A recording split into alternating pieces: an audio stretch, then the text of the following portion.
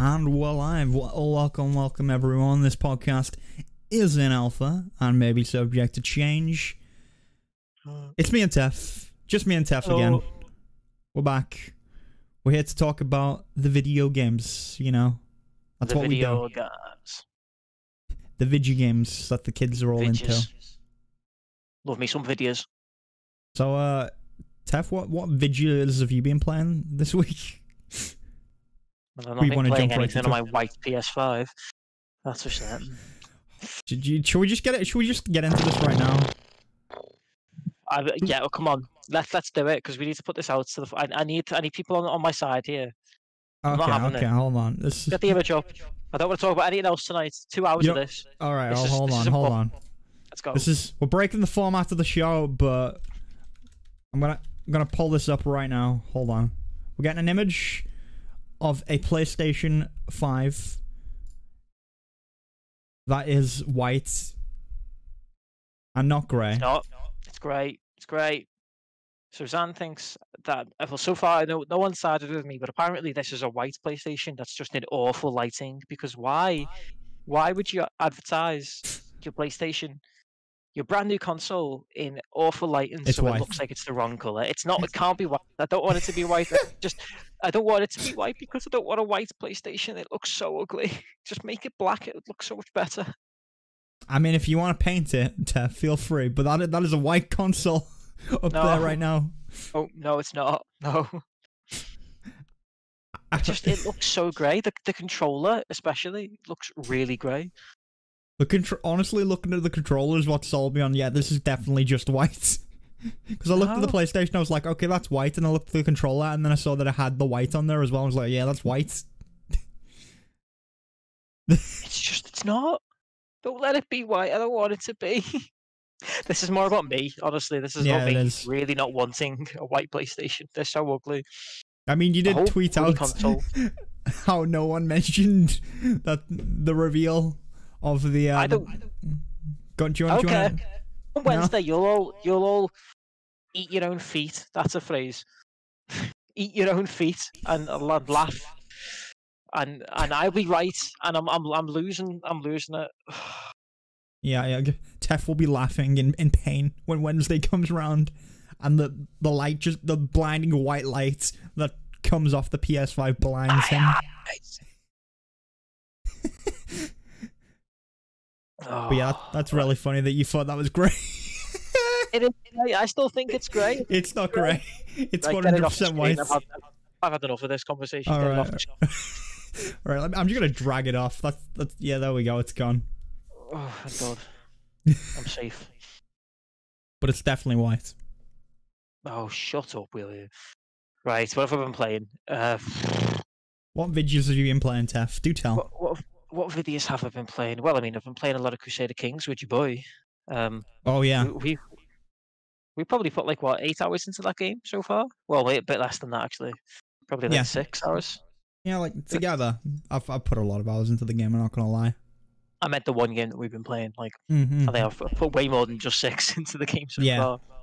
Crusader Kings, what a game! Oh, it's a good time. I've even formed my own religion in my single player one. Got that far. How the hell do you get that much piety? It must take generations. Well, if you lose it every time you die, so you've got to actually make it work. So, oh wow. What I did is I went down the learning tree and went down like the piety side of that, and it also like halves the cost of changing religion stuff. Ah, that's clearly how you're supposed to do it then. Yeah. So it made my life a lot easier. Changed my religion from there, and we had of course, I made cultianity, the true religion. I believe my followers are called Kool-Aid drinkers. Oh, that's nice. Nice, not disrespectful to the deaths of people at all. No. Very nice. I mean, there was like a line at one point that was an option. It was like, yes, all the Kool-Aid drinkers will do this. Something in one of the texts. Man. It was a good time. I enjoyed having my own religion. Just and yourself a hole, pal. And then I made being a mystic like a virtue in that as well. So that sort of led to the option of me becoming a witch. And I found out you can actually form your own witch coven if a certain amount of your house are witches. You can all form a coven. I don't know what happens when you form a coven, but that is an option. You which need is to cool. find out. I do. I did also consecrate my own bloodline. So my bloodline is now holy blood. So I got the trait the savior. And then everyone in my bloodline got the trait holy blood, which is really cool. That is very nice. There's so many cool little things like that that you can do. I definitely need to play more of it. I've not actually played since our last game. You get a little bit of milk cheese there, pal.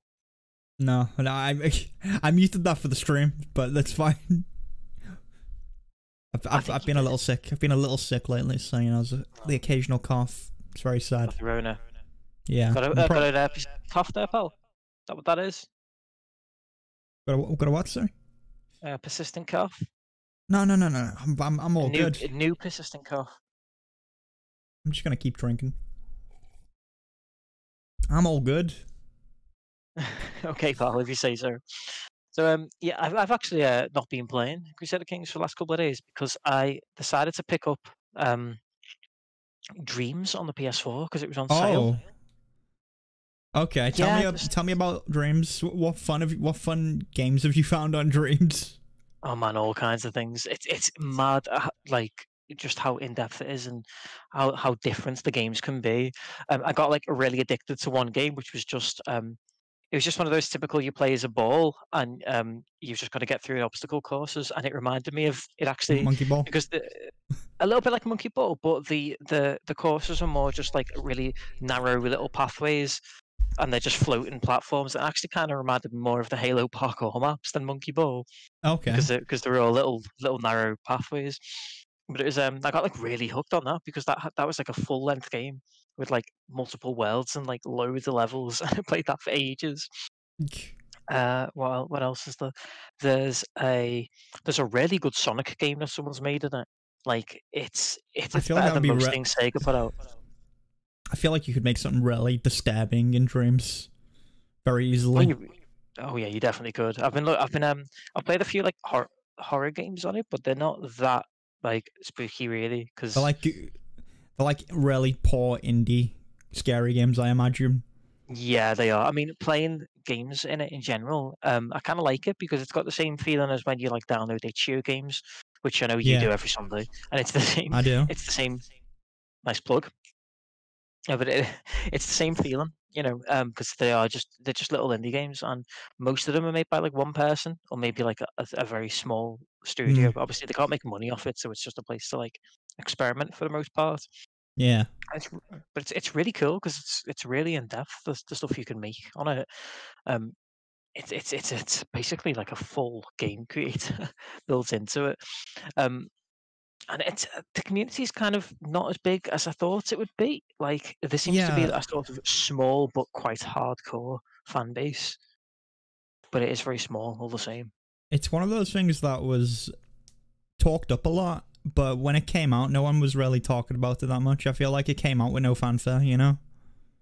Yeah, I think the problem with that, I think, is that they released it as like an early access game, and I think they did that so that when it finally released, it would have content already, which I guess makes sense. But that means that when it did finally release, there wasn't any big deal about it actually releasing. Because I didn't even know this, but it officially released like in February this year.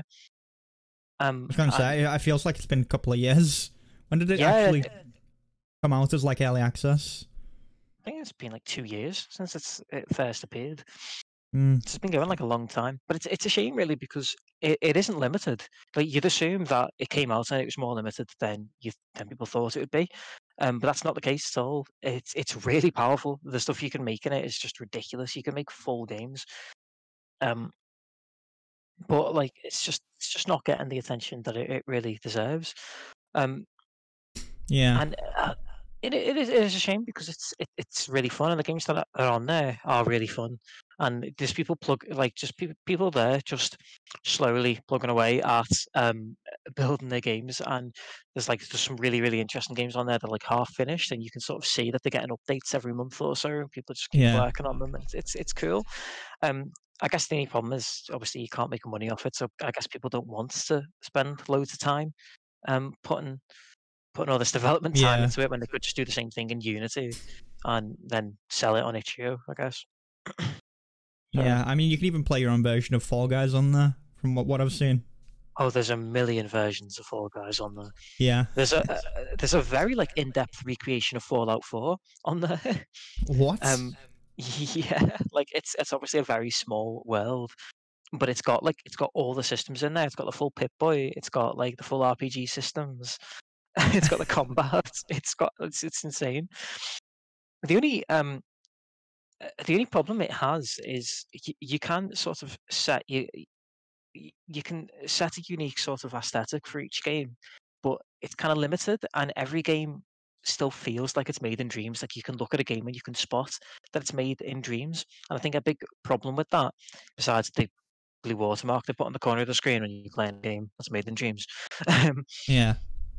they put this they put this funny filter over all the textures, so it gets broken down into what looks like little square swatches of color. And when you like look at a texture carefully, you can see that it's just these little squares.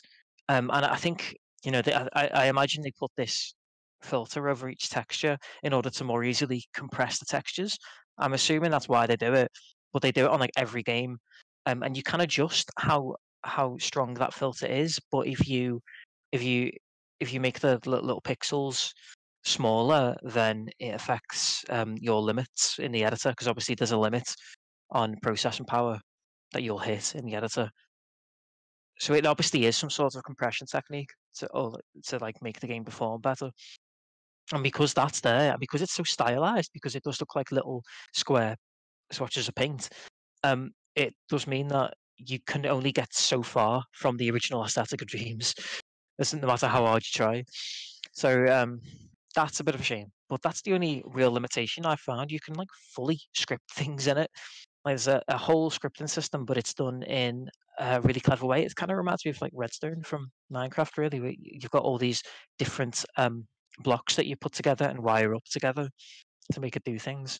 Kind of like yeah, like Redstone, or maybe like a little bit like Scratch, maybe. Okay. It's like, but Yeah.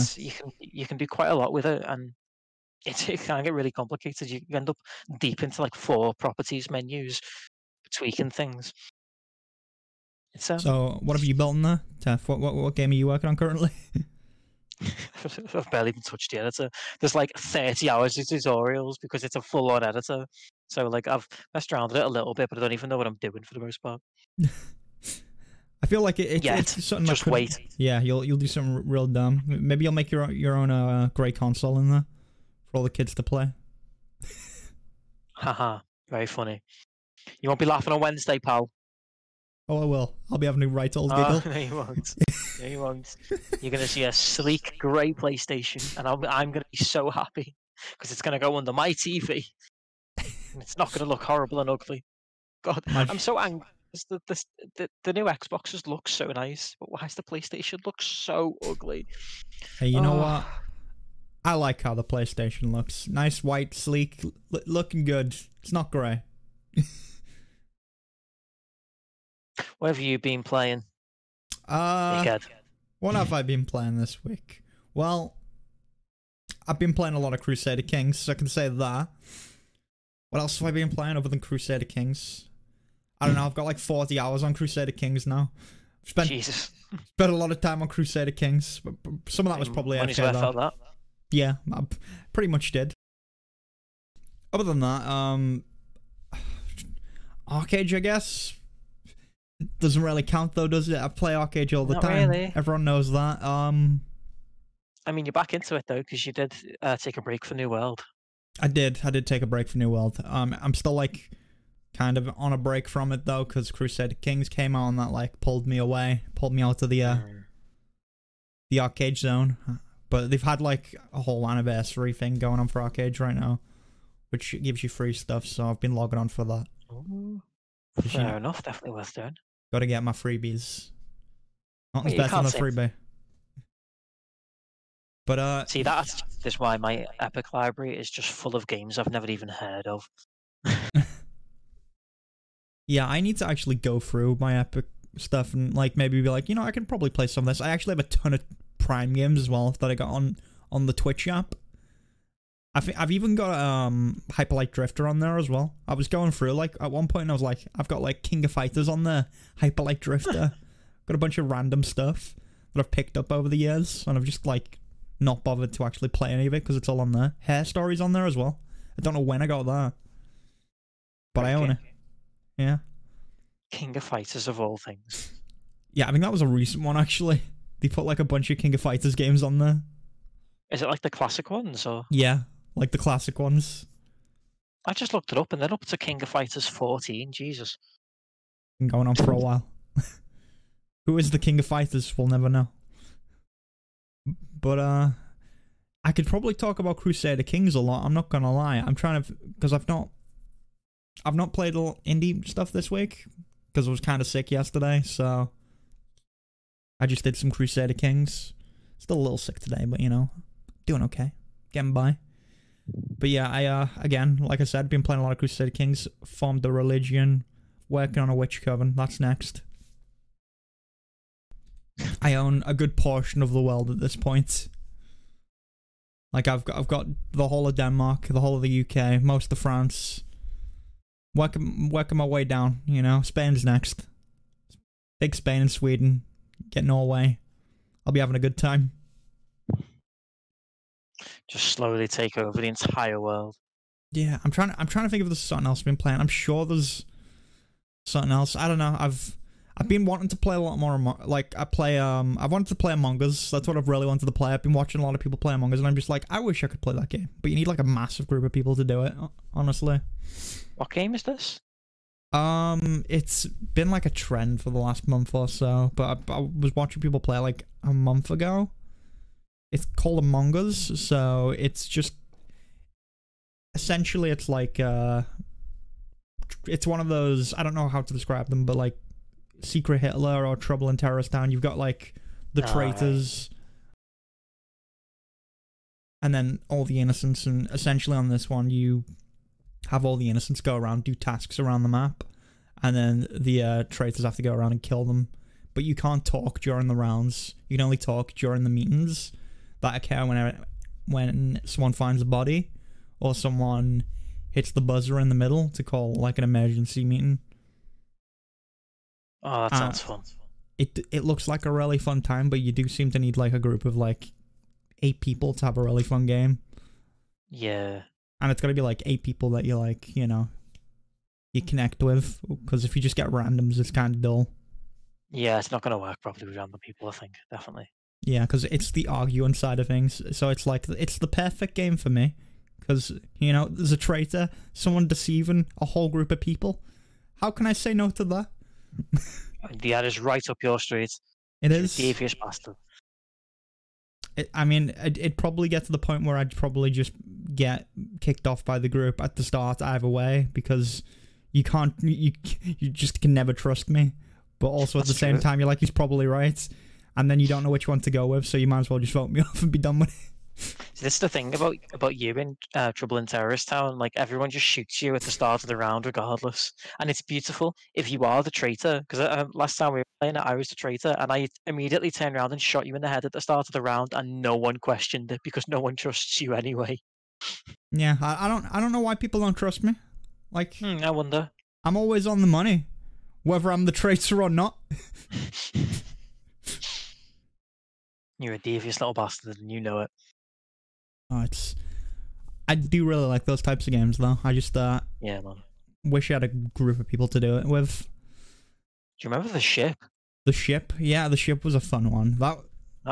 There's less deception involved in that one. There's a bit of deception, That's the kind of game you had to, like, role play in a little bit to make it more fun, Yeah, definitely. I remember I'd go around just corners and just chase people that weren't my target and put them to sleep.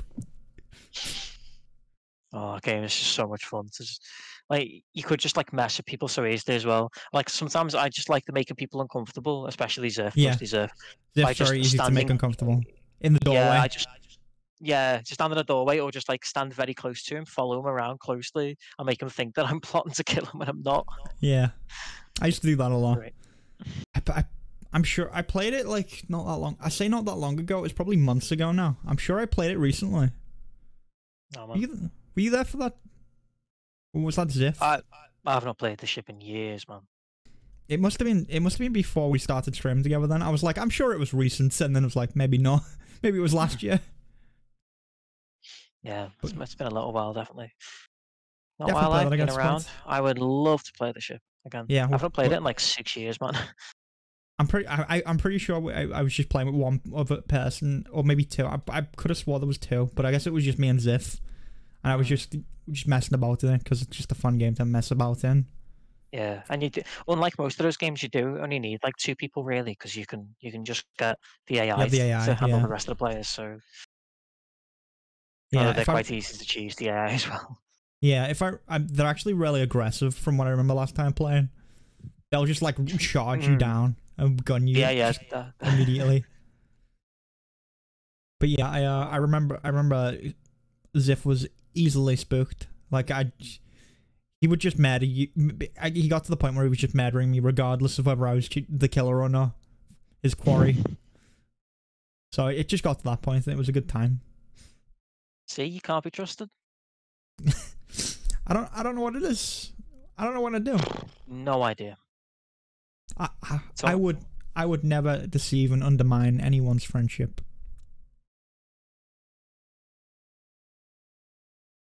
All right, we're with dead air. Awkward silence.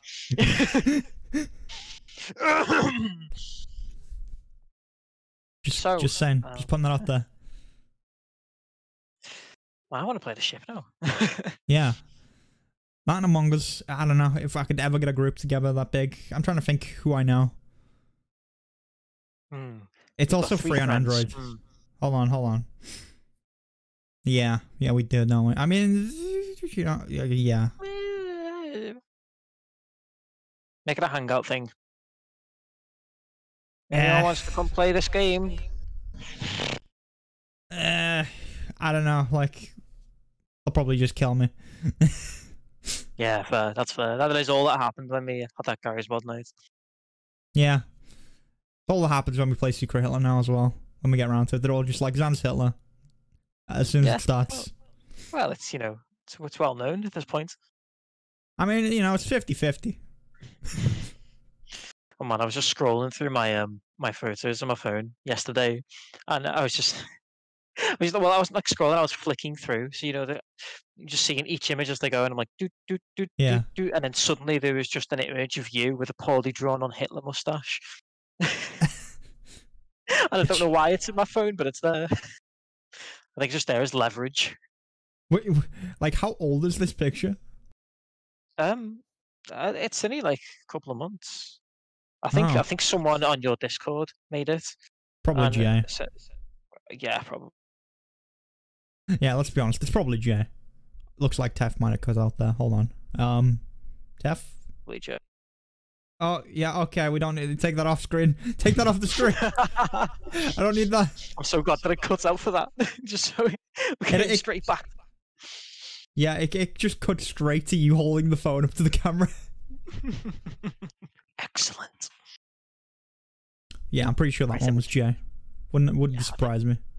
I'd like to think so. Yeah. Not a meme that's good for the stream. It's not brand friendly. Not gonna get me a sponsorship. I mean, I'm not getting a sponsorship anytime soon, but that's definitely not helping. How else will we keep the podcast running? It costs money to make this podcast, lots of money. So much money. Like, who'd you like? You don't know how much I had to pay for that logo up there. Ooh.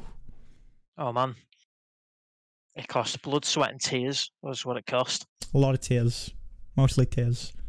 Mostly tears. Always tears. Bloody tears. Tears are cheap. One might say. Tears are very cheap round here. We're all depressed. Don't even know what I'm talking about anymore. We're talking about Zolt, aren't we? Are we talking about Zolt? That's a safe bet, isn't it? Probably. What the fuck's going on? I don't know. I don't know where we're at this point. But yeah, I do. Go on. I mean, I do know that that's pretty much all that we've played. Yeah, we're only halfway through the segments. We've got through that surprisingly quickly by our standards. Yeah, we have. We usually ramble on a lot more. I don't know. I do. I don't know what happened. Well, to be fair, I've also still been playing Tony Hawk, but that's just an ongoing thing now, and I'll just jump into that for a bit because it's just a great game to dive in and do a couple of goals every now and then. It's just perfect for that. So I'm just slowly working through that. Like I've unlocked all the levels now, and I'm just going back through and just getting all the goals. And then once I've done that, like there's loads of challenges you can do. Like each individual skater's got their own like set of challenges that you can do. So there's like loads of content, and I'll just keep plugging away at that because it's a great game. But yeah. You can even play it in Crusader Kings 3 now as well, apparently. Yeah. Well, hang on, we'll get to that later. Don't spoil is that a news article? I didn't really suggest that was a news article, did I? That was just a little thing for you. No, yeah, you didn't. Okay, that's fair enough. That's true. So yeah, Crusader Kings has got a mod now where it's called what's it called? It's like Tony Hawk's Crusader Kings or something. It's something like that. But yeah, it's just, you can do an ollie in Crusader Kings over the Pope. You can do an ollie over the Pope. Yeah, it just throws in events, doesn't it? Just events where you're like skating basically. It's just totally random, but you can just get your king to do like gnarly McTwists over the Pope's head. I really hope there is an option to do any sort of stunt over the Pope and mess up and get it excommunicated. That would be perfect. That'd be amazing.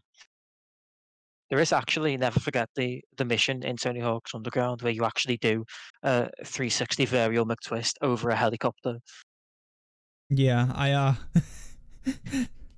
that sounds like a good time to me. Like, I just like the idea of you using your castle as a skate park in Crusader Kings. Oh yes, just put quarter pipes everywhere in the courtyard. I'm pretty sure it was the dialogue option that was in that tweet that I sent you was something about like the castle having a half pipe or something. Oh man, I need to find the Yeah, it's again. I don't know. It's just a very strange mod. It's actually really cool that there's that many mods out for Crusader Kings 3 already. Like, there's a whole Vampire the Masquerade like set mod where the world's filled with vampires. I don't know. They must have put out modern tools for it earlier or something, right? I don't know. You'd think so, wouldn't you? It's any way it would happen, surely, because that vampires one is really in depth. Yeah. There used to be a Game of Thrones one for Crusader Kings 2 as well. I'm surprised there's no one for free yet. I'm hoping they do one for free. Then we can get the ending we always wanted. That was really fun, that, and you could like choose which era to play in as well. A bit like kind of normal Crusader Kings. So you could play like in before the Game of Thrones started in like Robert's Rebellion and stuff like that. That's really cool. You could do stuff like that. That was really interesting. I remember I don't know who. I think I might have played Littlefinger actually and stolen one of Ziff's dragons. Oh, that'd be cool. Okay, so the mod's called Tony Hawk's Pro Crusaders 1 and 2. Oh, okay. Sorry.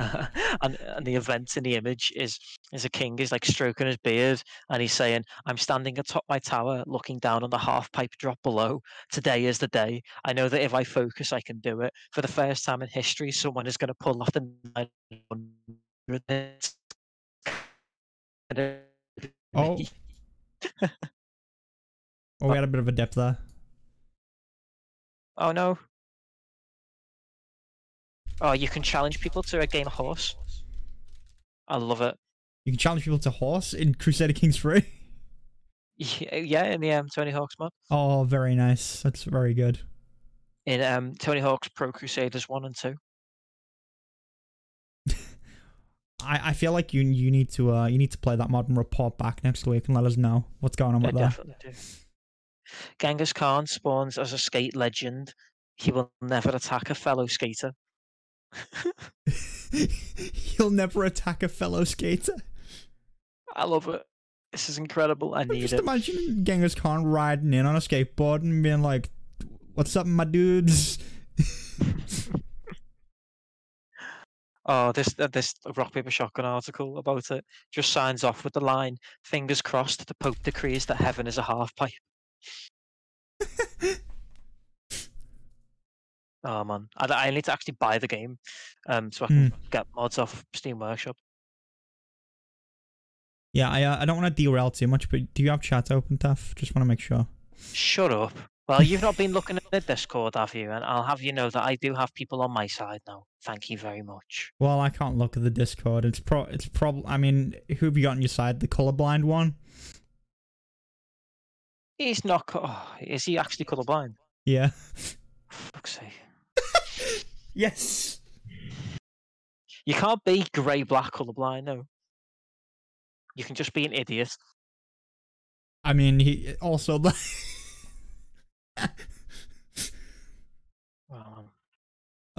Okay. But yeah. Where were we at? Sorry, I'm just enjoying myself a little bit too much. You are. We were talking about Tony Hawk's Pro Crusaders 1 and 2. Oh yeah.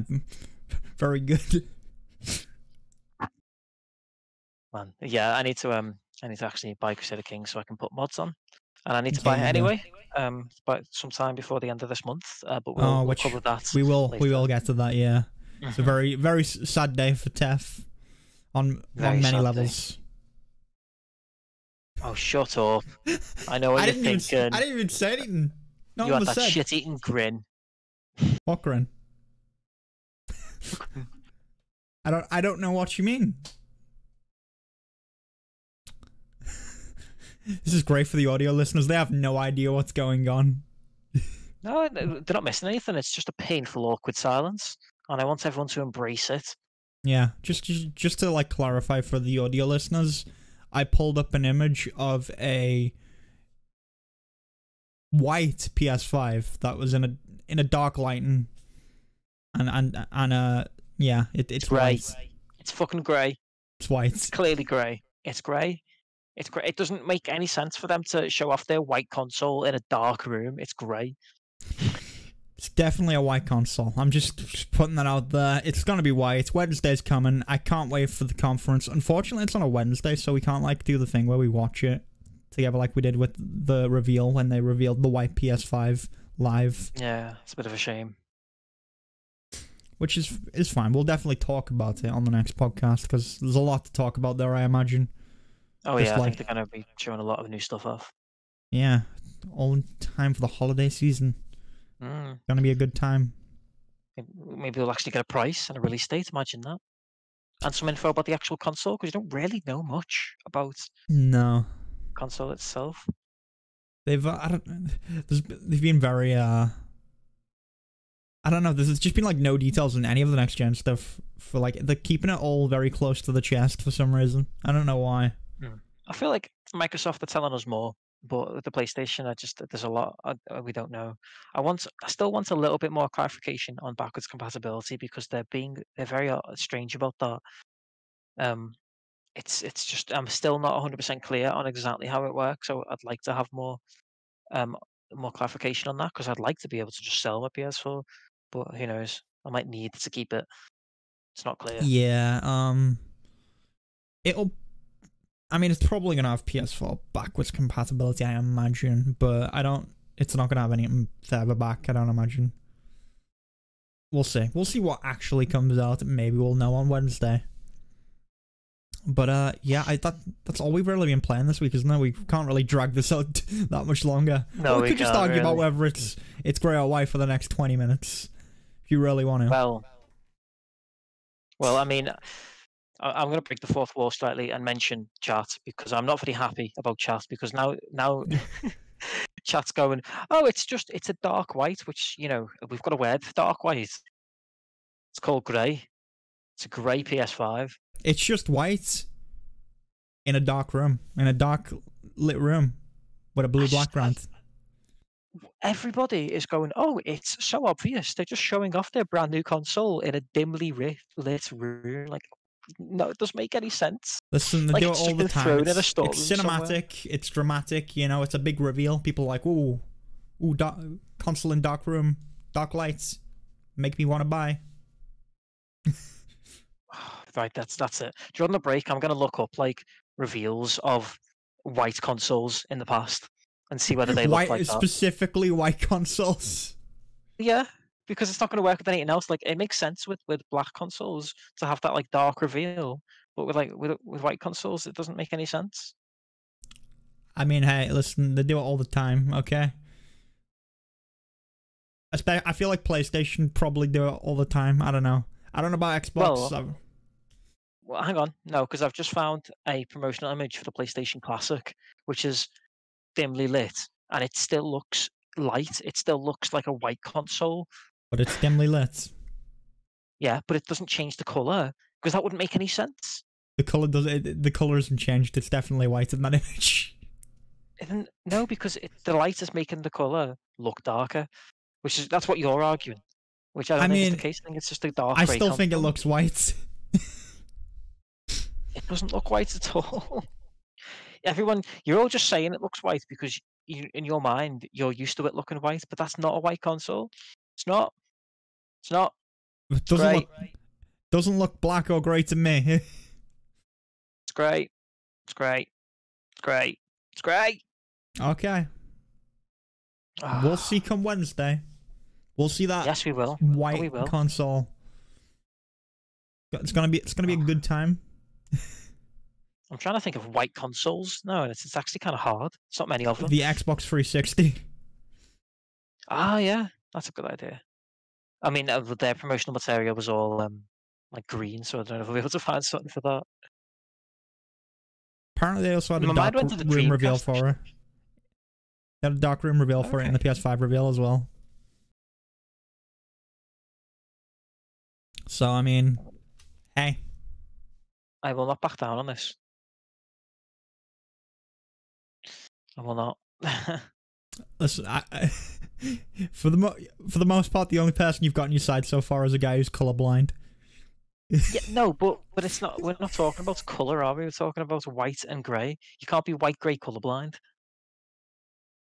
I mean, you could be Zolt. It's a whole different level of colorblind.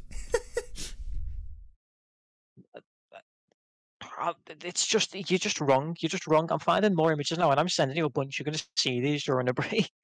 Yeah, I'm finding all these images. Okay, you know what? Feel free to send them. It's not going to matter come Wednesday. Wednesday, I'm going to be laughing all the way to the bank. No, I'll be laughing all the way. Well, Sony will be laughing all the way to the bank when I'm buying me a black/grey PS5. I mean, Sony's not going to be going to the bank if that's the case. It's just you're just wrong, mate. You're wrong. I'm not. I'm dying on this hill. Feel free to. I will be laughing from the other hill. Do you know what though? Actually, if it goes that sort of color in dim lighting, I might just put it in a dark corner of my room, and then I'll be like, yeah, it's great now. If it's got this strange color changing technique on its paint, which is what you're suggesting. I'm not suggesting that. I'm suggesting it's white and it's just in a dim background. It just doesn't. It's not how colors work. It's not. It's grey. Didn't you ask someone with an art degree what color it was before? You gotta tell me how colors work. Yes, I did, but I don't care. She's wrong. Everyone's wrong except for me. All right. Well, shall we just take a quick break and come back for the news?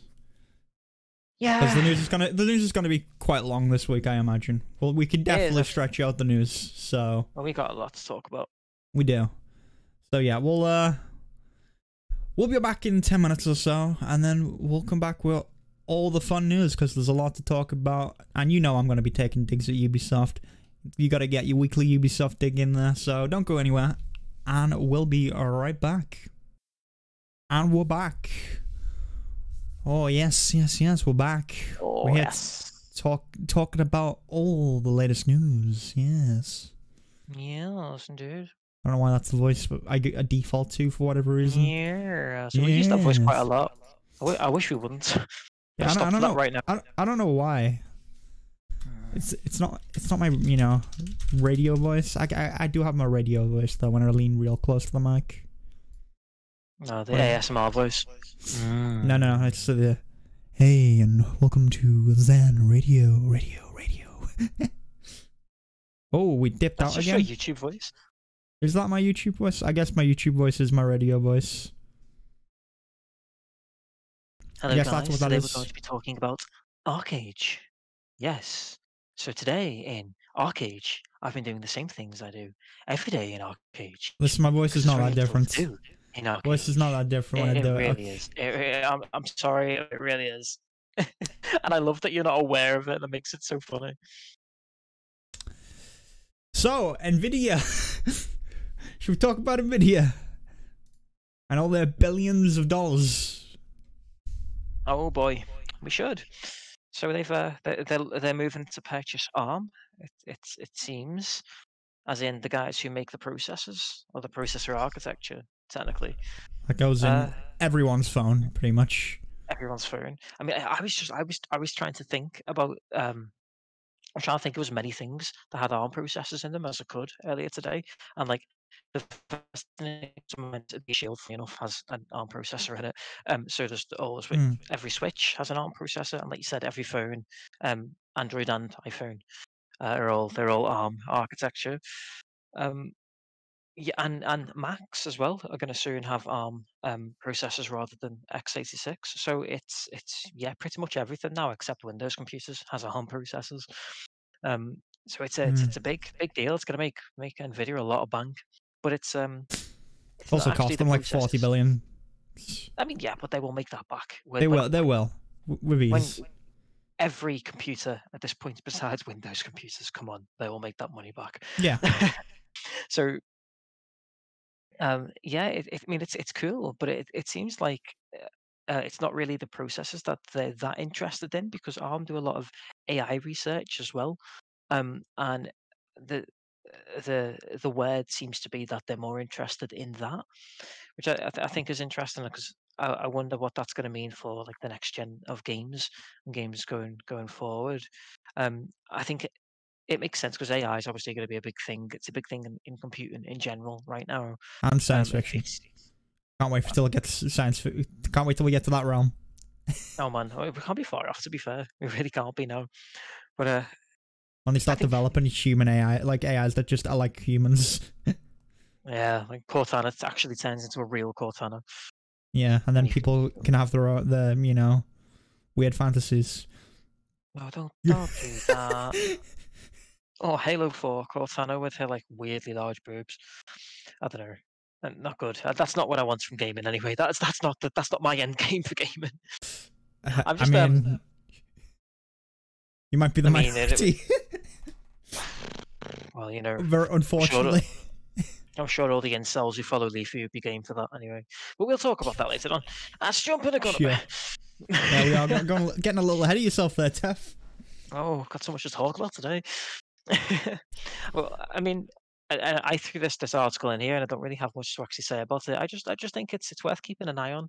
I think we might get more leaps forward in AI, because I do think it's one of the last parts of gaming now, which could have a big generational leap. Like, we've pretty much hit the ceiling with graphics now. So I want to see what they do with AI next, because there's so much potential with AI that's just not being realized yet in games. So I just want to see where it goes. They very much could make, human-like AIs in games that do whatever. Like, they make living, breathing worlds that actually feel like actual worlds, instead of I don't know. Who knows how far this could go? And again, start putting them in androids, and then eventually the Skynet. That's where this is going. We all know that's a bad idea, surely. Hey, I'm down to accept our robot overlords. See, I was going to say, keep us safe. Just keep them in the computer instead. Don't make them robots. But then I thought about 2001: A Space Odyssey, Yeah, System Shock. System Shock's a good one. I Have No Mouth and I Must Scream. Yeah, let's just not have them at all. They'll find once you get close to making them, they'll find a way. I think they probably will. Oh, Portal 2 as well. I mean, anything at that point, a potato, and we're done. That's true. If a potato can sustain GLaDOS, then it's just a matter of time till we're all dead. Yeah, it's all over sooner or later. But yeah, it is an interesting one in tech in general, in computing. Again, Nvidia have been making big moves lately, and it's gonna be interesting to see the big leaps that get made, because the price for consumers is gonna go down a lot as well. That's gonna be a big thing. We'll see some leaps there, hopefully. Well, I mean, Nvidia's pricing has gotten very competitive all of a sudden, hasn't it? We've seen a huge leap recently, considering their budget model this year is somehow like half the price of their flagship model last year, but also more powerful. I still can't get my head around that. It's insane. That is such a huge leap. It is massive. Just one generation of graphics cards. Like, it has me being like, I need to get one of these, because I feel like everyone is gonna have one of these sooner or later. Yeah, I'm definitely getting me a 3070 when I actually build a computer and get rid of this crappy laptop. Yeah, because it's gonna be a thing. But yeah, that's all we can really say on that. Shall we talk about what Microsoft have been doing? Because they've been doing some stuff. No, they've released a white console, or announced a white console with a lovely big speaker on the side. Yeah, there's a massive speaker on there.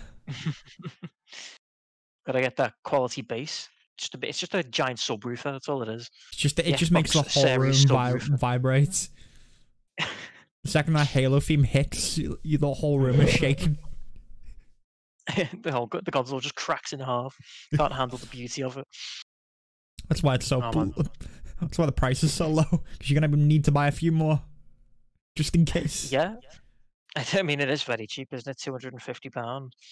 It's cheaper than a Switch.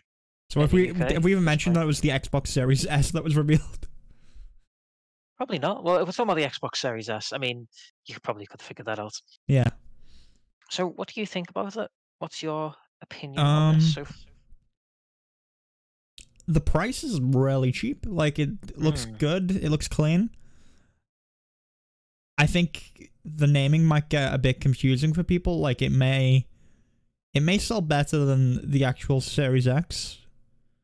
Yeah, I think it will do. I think that's kind of what they want. I think they're relying on that, really. They want the more casual gamers to go for this one, because then that locks them into the ecosystem, because it's not got a disk drive, has it? So you'd have to buy games off the Microsoft Store. So I think really they're kind of hoping that the more casual crowd, which obviously the Xbox has got a big casual crowd for things like FIFA and COD. I think they're hoping that those guys will just go for that console, and then they're locked into having to buy it on the Microsoft Store. Yeah, and then it'll definitely encourage that sort of thing, because they tried to do it with the previous generation, but it was a bit of a blunder. They didn't do it correctly, but now they've kind of learned from that and been like, well, we can tempt them in. And then once they've got it and go, oh, wait, I can only get stuff off the store, they're stuck with it at that point, and they're not going to complain. Yeah, it's definitely it's much cleverer marketing, because it is all about marketing. People will they'll it's all about public perception. Yeah, you've just got to handle it properly. Just don't be Don Matrick. And yeah, I think you're right. They're obviously pushing towards this. This will almost certainly be the last Xbox with a disk drive. I know they're not going to have generations as such, but they will update the Series X at some point. And I'm sure the next one won't have a disk drive. They'll go, oh, you don't need one.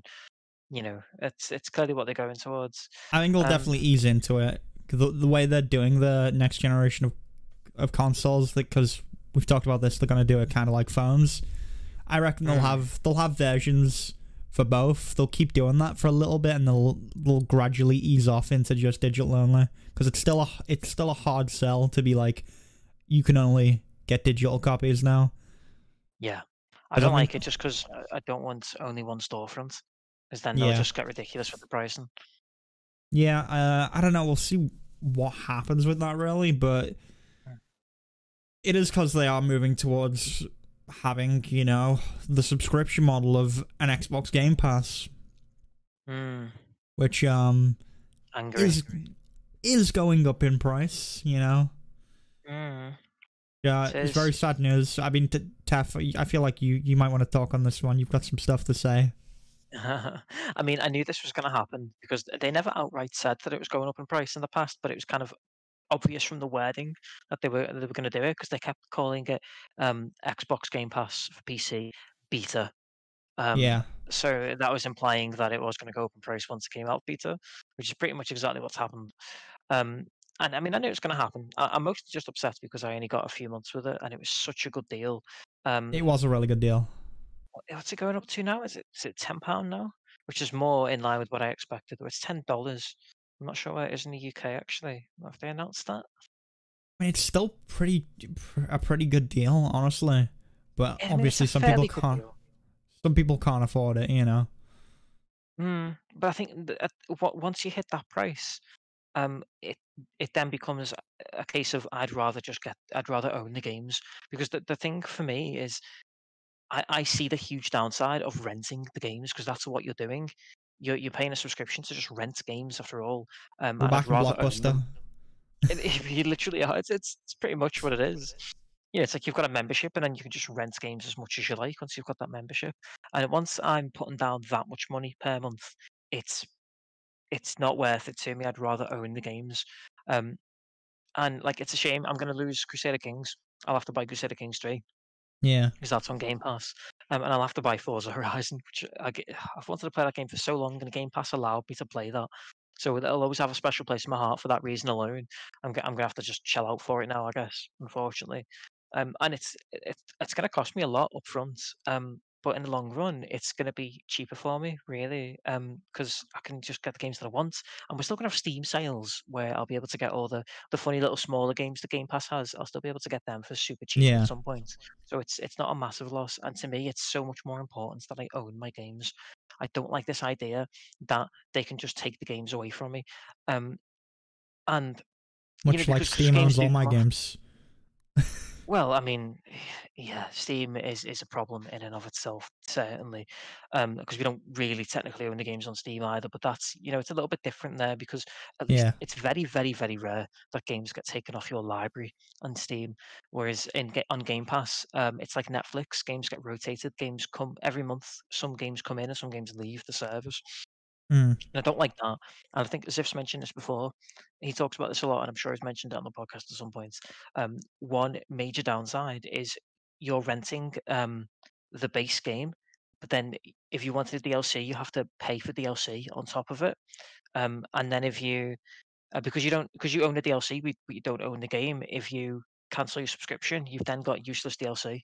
You still own the DLC, but you don't have the game, so you can't use it. And I don't like that at all. It just doesn't feel right to me.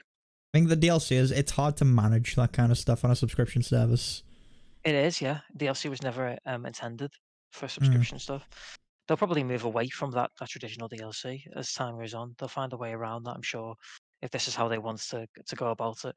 Because subscription gaming is it is common. But like, because I think I've mentioned this before, but Apple have been doing this with mobile gaming for a little while. They've been trying to push it. It's not really working. Apple Arcade's not really doing too well. But the fact that multiple companies are trying the same angle makes me think that we're just going to be seeing more and more of it. But I'm not comfortable with it personally. I like owning my games. I like owning them physically if I can too. So I want a game. I want a disc drive. I'm going to pay extra for the PS5 with a disc drive. Even though there's no specs increase on that like there is with the Xbox, but I'm still going to do it. I want a disc drive. Yeah, but I mean, they're eventually all going digital. I feel like I do like having physical copies of games, but at the same time, I'm used to digital only now because I've just been playing on PC for so long that it doesn't really bother me anymore to not have a physical copy. But I do like the idea of having like a collection of physical copies that you can go through, that you can feel, you can touch, you can stroke, you know. Be like, oh, look at my collection of Sonic games, guys. I think that's the thing for me. Like I'm the sort of person who likes collecting things physically. And it's funny that you mentioned Sonic because I bought a big, huge coffee table book about Sonic this week. And it's just I mentioned so cool Sonic because I knew you'd have Sonic stuff. That's why I brought that up. Oh yeah, man. I mean, I didn't even have most of my Sonic collection in this flat, but I've got all the Mega Drive Sonic games, of course. Yeah, I mean, I had no doubt about that. Oh yes. But yeah, it's one of those things that's, you know, could be a little sad where, you know, brick and mortar stores starting to go away. They're starting to vanish.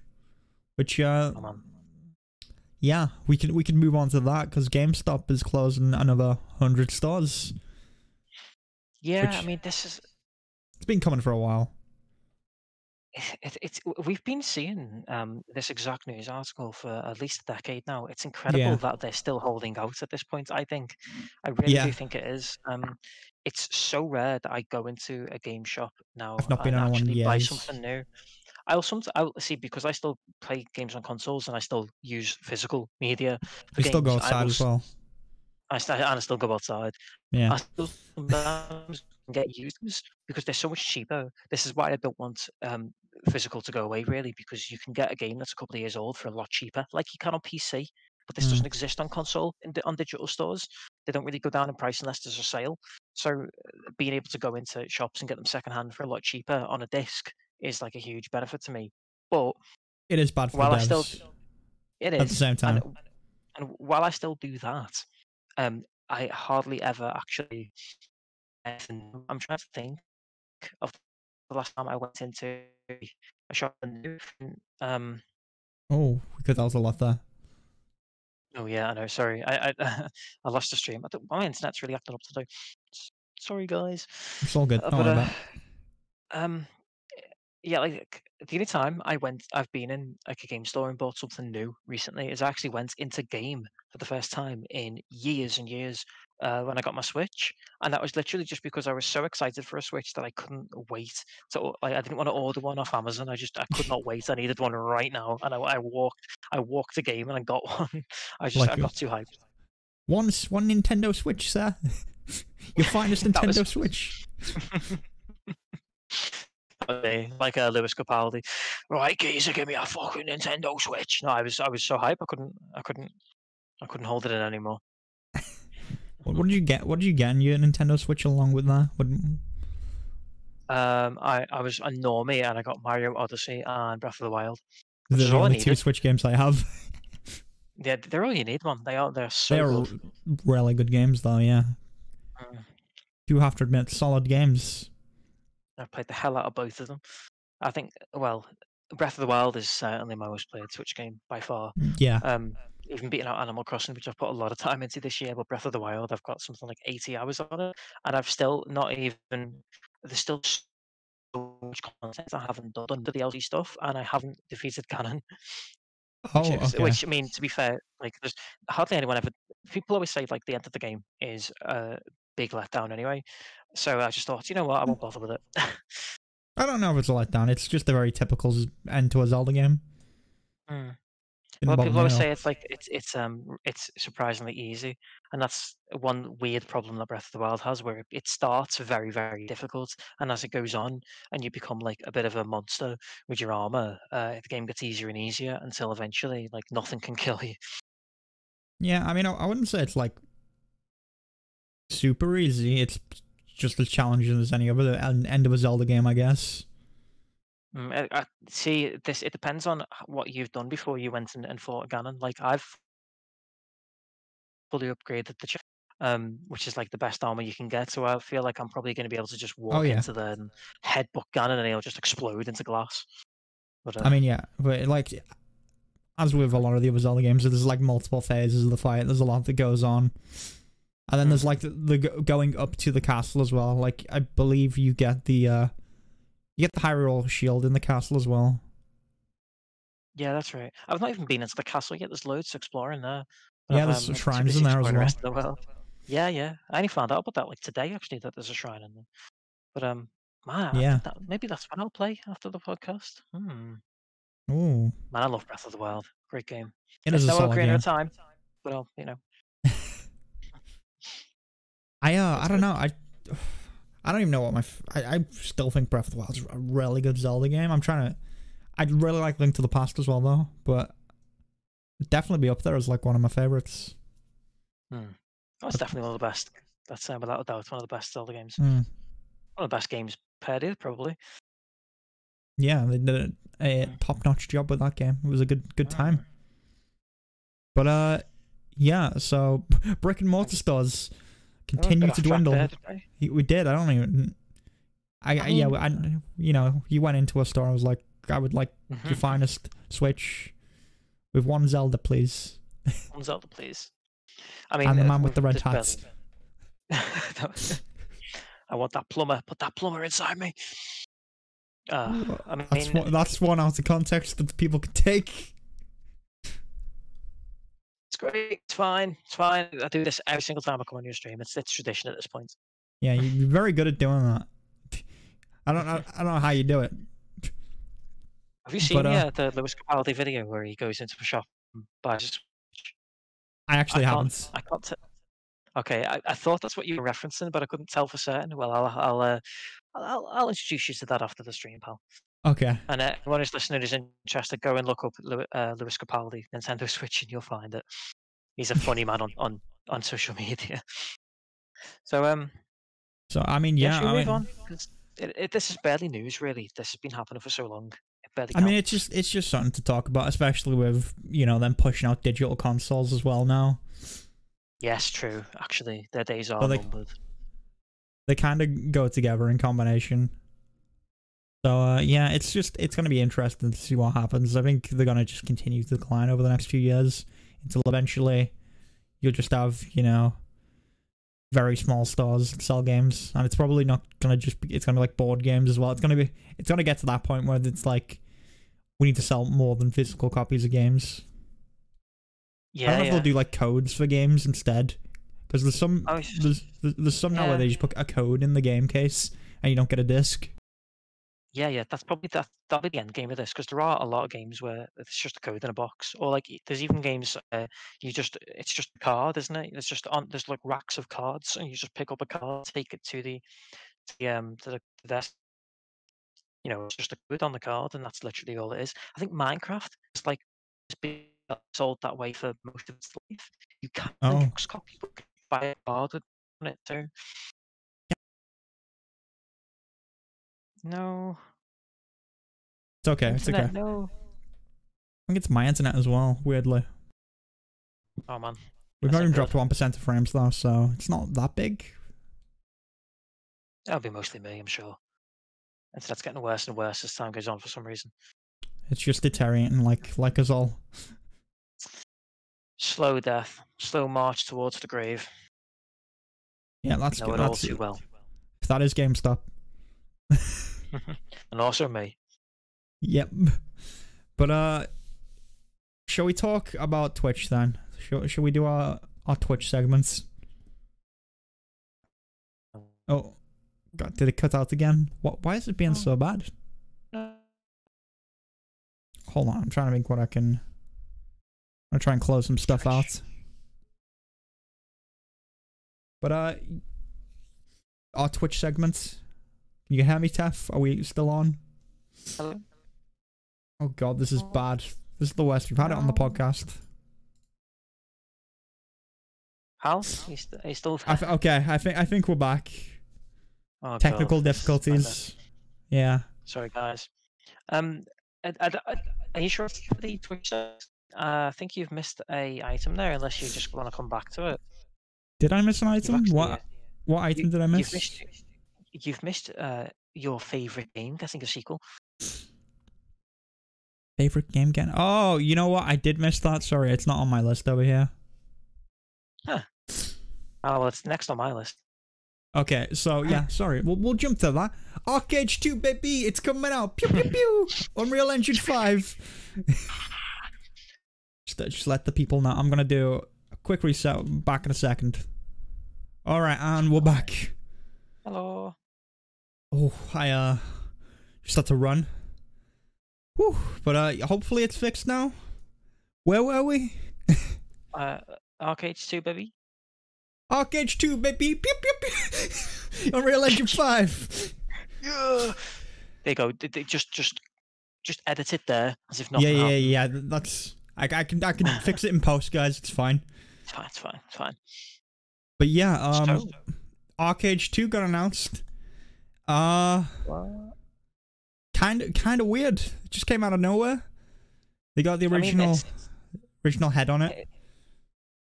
It's one of those funny sort of semi-announcements where they more just announced that they're working on it. That's right, isn't it? It's not, because it's not like it's got a release date or anything. No. We've barely got any details. Is when they're gonna. We're not gonna get more details until the first half of 2021. Yeah. It's gonna be an interesting one. They say they're actually gonna do a lot of what the original Arcade did, but refine it. That's the goal of it, which is fine, because I feel like they could take a lot of what Arcade originally was gonna do and improve upon it very easily. Because it was one of those games that at the time when it was meant to come out had a lot of promise. It was like the next gen. It had so much in there that no other game MMO was doing. But it just didn't land. Long though, didn't it? Yeah. Like it took so long to come out that other games 7 years, I think. To the point, really, as well. Yeah. I mean, I know you did slight plug, but I know you did do a video on this, and I have watched it, and I think you hit the nail on the head with quite a few things on it, really.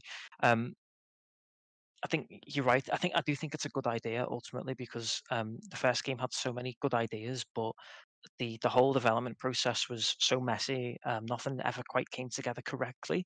But the game does have like charm and has proper ambition. You can see that it does. I think they do need to just sort of wipe the slate clean and build it from the ground up again, so that it can reach that potential, because it just kind of got lost along the way, didn't it?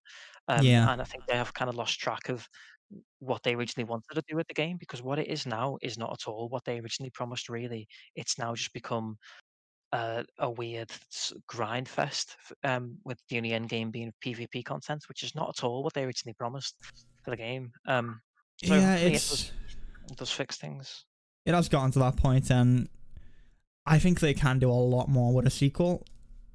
The thing is, they are now competing in a world that's going to have New World and Ashes of Creation on top of World of Warcraft, which I don't even put that in there, because World of Warcraft's always going to be a big thing. Nothing's killing that anytime soon. So that was always there, wasn't it? Yeah. So they're really competing with New World and Ashes on top of that as well, and everyone has their eyes on Ashes right now. So we'll see what happens with it. I think if they really go for it, they can do something really cool. Like they've said this is going to be in an alternate time, in a different parallel universe. So they're basically saying it'll be the same place, but it's in a parallel universe in an alternate time, so we can do whatever we want with it. No, it's basically like a soft reboot then, essentially. Yeah. Yeah. That makes sense for it. I think that's a good way of doing it with an MMO, really. Just kind of reset things. Yeah, all I'm saying is just, maybe you can put certain people's characters in as portraits or something, like in a nobleman's house or something, just maybe like a guy in a red coat just on a portrait looking very suave with that horrible grin that you face tuned on. Yeah, perfect. They could have that in somewhere. Listen, I'm just throwing ideas out there, okay? One for the Arcade team. I don't think Arcade's just going to be able to compete. I hope it does, because I know you really love the game. But yeah, with like New World and all the other big exciting MMOs that are coming out, I think the ship sailed. Pun not intended. The ship sailed on Arcade, and I think it's a little bit too late for it to claim it back now. I think half the sales of it are in Korea though as well. And I think it'll be massive in Korea, and I feel like it could it could potentially be very big in the West if they do it right, but they've got to do it right. Well, this is my other concern. Are they going to split the game in half like they did with Arcade 1? Are they going to do that again? Or, if they make it one game, how are they going to make it work in both markets? They've I don't. shot I think themselves in the foot, really, with that. I think they might just split it up again. I think they might do something similar to Unchained, where it's like, hey, there's a different version of the game for the West than everyone's getting in Korea, because they could do that. They would need to like up the. They need to do something about the way their teams work, because the people in Korea do all like the hard programming and do all the big changes to the game, and then they communicate with the people that work on the West branch side, and then they go back and forth. And I think that's a big issue with their company. There's like a communication thing there, because it takes so long for them to make changes, and then they've got to get changes approved by Korea, and then Korea have to be back and like, okay, yeah, we'll do this. So they've got to like up their team in the West if they really want to do that, and hopefully they do something really cool. I feel like they really can. But again, they gotta do it, and they gotta do it right. And, I don't know. I don't know what, like, we've got no idea what it's gonna be, so we'll just have to wait and see for all the details we get in 2021. Yeah, a while off yet. So, if we make it. Right, rag on Twitch segment.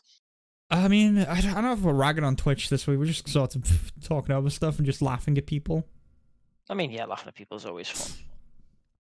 And who was, I mean, it's Leafy. Leafy's banned from Twitch. Like, what else do I say? No one more perfectly suited to laugh at. Yeah, What a tit. I'm honestly surprised Twitch didn't ban him before YouTube. I'm confused how that didn't happen, but there we go. It's done. Yeah, it's it did take a little while. I think like Leafy's gone, I don't understand what's going on, and he's complaining basically because it took so long. But let's not pretend that it's not clear why he's done this, because like he was encouraging his fan base to harass someone else. Of course, no one was going to let that carry on for too long. I mean, I'd heard even more stuff. Like, apparently he was just encouraging people to go out and kill people on stream as well and stuff. Well, I mean, yeah, like stuff like that. And like I know it's like edgy humor, and that's fine. Actually, I don't mind edgy humor, and I think there should be a place for it on the internet. Like, there's a line between edgy humor. Yeah, that's the thing. Like there's being edgy, and then there's just being a horrible person, and he's like actually attacking other people, which is when it stops being funny. Yeah. And I think it's good that Twitch and YouTube aren't standing for it. It's right. It's the right thing to do. And honestly, fuck Leafy. It's just no. It's not worth. Some edgy humor is not worth this, because he's really getting to people, and he's really upset people, and it's just bullying. It shouldn't be allowed. Yeah, I don't get it. I don't know. I just don't know how. Like, he was like bullied off the internet for a period of time for bullying kids on the internet, and then he came back with this.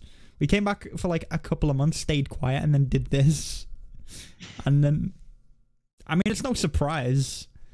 He's like he's a product of a bygone time on the internet, you know? Yeah, I think so. A relic of the past. This is the thing, like, because edgy humor is not really like allowed on the internet anymore as much as it used to be. Like, there's not really a place for it now, like there was in the past. The thing is, if you're gonna be edgy, you've got to be funny at the same time as well. You can't just be edgy. Yeah, that's the thing. He's not funny. He's just bullying people. Like I like a little bit of edgy humor, and there's a place for it, but it's within reason. It's like the way it's like the perfect example I can think of is the YouTuber Seth Zak. I'm probably mispronouncing that. I never know how to say it. Seth Zintak or something like that. Anyway, but he's like a YouTuber, and he does he just like comedy reviews of PC games. And he's like really funny. Okay, I think you might have recommended this guy to me once or twice. Yeah, I've mentioned him plenty of times too. Okay. Like he's really funny, and he's not always politically correct. In fact, he's not very politically correct at all. His little mascot that represents him when he's talking is like an African dictator. Oh, Like okay. he's very like old school 4chan style of internet humor, which doesn't really exist anymore. So I think he's kind of refreshing because of that. But like while he sort of, ironically uses stereotypes and things like that in his humor, it never feels like he's actually trying to attack anyone. And I think that's the big difference with someone like Leafy. Mm. Like the stuff Leafy says goes too far, and it sounds like he's inciting violence. Like he's talked about, I think he was speaking to Keemstar once. Apparently, I've read, and he said that he walks around with a gun in his jacket, hoping that someone will give him a reason to shoot them, and that's just not funny, especially not in like this current time Yeah, when what's going people on are right just now? getting shot all the time. Like, sure, you could joke about that, but not around current events. Exactly. It's just it's tone deaf. It's not funny. Yeah, So, I saw that same thing at some point, and people were just be like, it was just a joke, guys. And even if it is just a joke, it's a bad one. yeah, it is. It's And not a poorly timed one. Timing is a very important part of comedy. Get it right. I think his fans are going to be mostly 12-year-olds. Let's be real, who don't really understand I mean, you'd edgy be humor surprised. properly. There's some edgy 20-year-olds as well. Oh, I mean that's true. Trench coat wearing people, not good. The ruined trench coats. Trench coats were great. Okay. No, you said this about fedoras as well. You big neckbeard. Listen, that was before the dark times when they took them away. Okay. And Indiana Jones wore a fedora. He was cool. I'll give you that. Actually, he rocks a fedora. The only reason I like fedoras is because Indiana Jones wore one. It's a pretty good reason. So, should we Trench talk? coats. Trench coats is just the Matrix and Deus Ex. That's what trench coats came from for me. Stop trying to defend yourself. You're just making yourself sound worse. No, let's move on. The first Matrix film, great film. Deus Ex games, the Deus Ex games are great, except that second one that we don't talk about. It was invisible to us all. Wow, I actually forgot about that. Like that's just been written out of history. Yeah, we don't talk about that game. It doesn't exist. No, it doesn't. But yeah, you were trying to move us along. I was, because I didn't want to hear you just embarrass yourself further. Twitch again. I'm not going to rag on them not ragging on them at all. Actually, are we? You're right. This week is actually quite positive. Yeah. Like good on Twitch for banning Leafy, and I guess good on Twitch for giving Ninja even more money because they've signed an exclusivity deal with him. And, yeah, I mean, he's back on the platform. Yeah, I mean, we spoke about this when it happened to Shroud, didn't we? It's great for them. They're just making so much money at the moment. Yeah, I don't know if it was the best business decision for Ninja, personally. I feel like he might have flourished better on YouTube or somewhere else, because his YouTube does really well. Was it Ninja who... Oh, I know someone who was on Mixer experimented with YouTube for a while. Was that Ninja that used to... Yeah. I think that was Ninja. He did like 1 or 2 streams on YouTube. That's interesting, isn't it? I wonder why he's decided to come back to Twitch. Maybe it's just the money. It could just be the money, after all. It could just be the money. Or he might just be more comfortable with the platform. Yeah. There's also that. I mean, when you're making that much money, it's just whatever your personal preference at that point, isn't it? Yeah, and he's going to make loads of money, and his fans are going to follow him wherever he goes. It doesn't really matter. He's making bank either way, so he's having a good time. I'd say so. Lucky man. But yeah, I mean, I don't know if he came back to as much fanfare as Shroud or anyone. I don't know what his numbers were. I didn't look, but well, he's streaming right now. He's streaming Valorant. And he's got 30,000 watchers. That's about average for a Twitch, like a top tier Twitch streamer, though. I think. Yeah. I mean, I think it's the timing more than anything, isn't it? He's waited too long to sign this deal, so I don't think it's had quite the impact that it had with, say, with Shroud, because he came immediately off the back of the whole Mixer thing. I think it was more in people's minds, wasn't it? It was more fresh in people's minds. I think he put out a lot of like some promo stuff for that as well, and kind of built up a little bit of hype towards it. I don't think Ninja did that. Ninja just kind of hopped between platforms, and he actually streamed on Twitch before this. just testing it out. So that's probably why it was just sort of like, yeah, I signed a deal, guys, I'm on. It's kind of nonchalant. Yeah. It's funny how there's a there seems to be a clear benefit to hyping up your streams and having a proper marketing campaign. I mean, we've spoken before Yeah. about Dr. Disrespect and the Yeah, he difference it's did. made to his streams with these big teasers he was putting out. Yeah, he's always done stuff like that though, and he has like a really good marketing team or a business brain behind that kind of stuff. But yeah, I don't know. He's doing well for himself though. You know, they're all making bank. Good lad, good on him.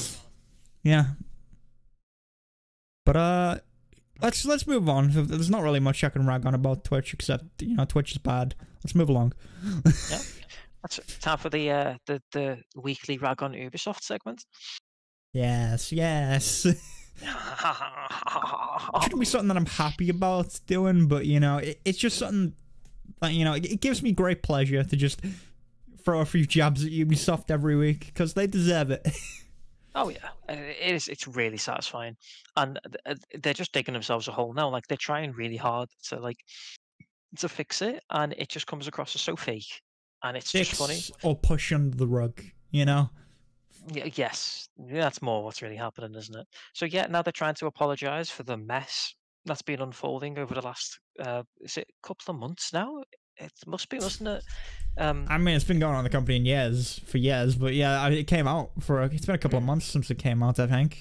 But yeah, they had the CEO give an apology, which was prior to the Ubisoft Forward events.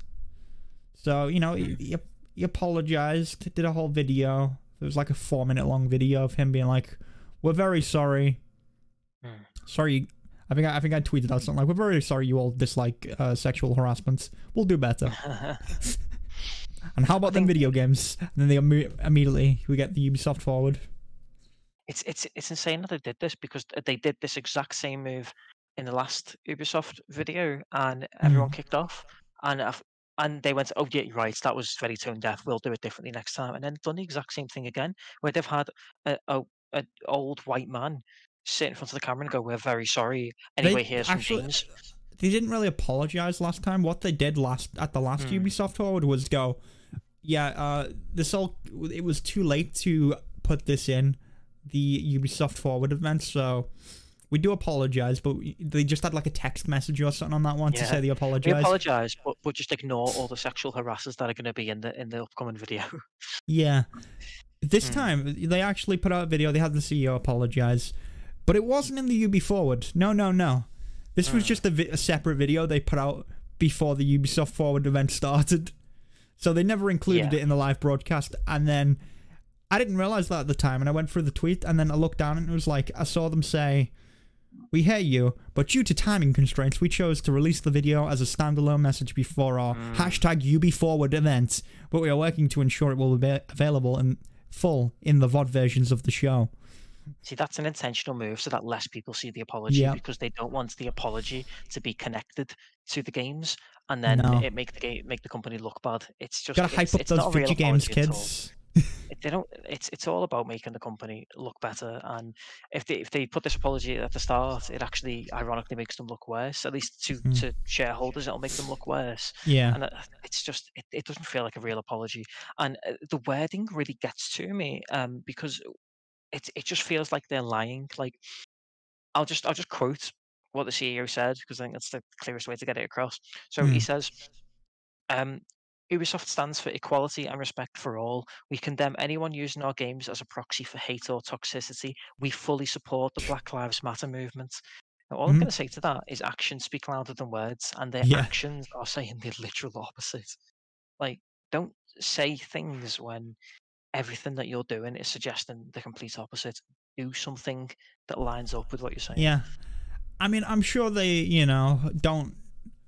don't hate the movement, but they did use it to market their game.